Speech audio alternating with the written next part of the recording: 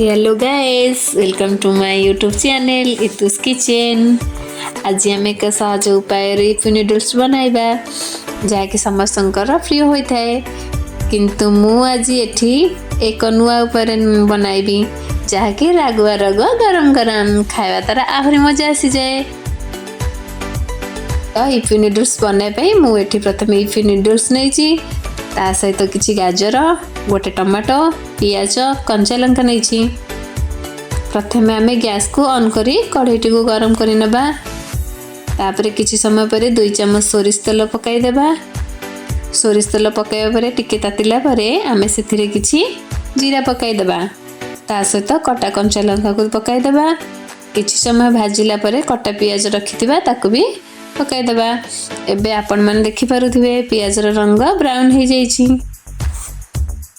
एबे आमे टमाटो को पकाई देबा। टमाटो को यही पर किछि समय भाजिला परे कटा होई रखिथिबा गाजर को भी पकाई देबा। ता सहित काश्मीर लंका गुंड हल्दी गुंड आउ अल्प किछि लूण नेबा, कारण यिप्पी नूडल्स रे आगरु टिके लूण थाए। ता सहित आमे यिप्पी मसला को एबे भी पकाई देबा। तापरे किछि समय छाडी देबा परे आमे किछि समय पर पानी दे देबा।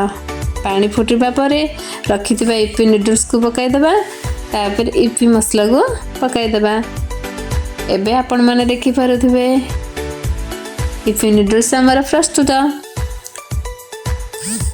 एबे आमे एहा को एक प्लेट रे खोल देबा।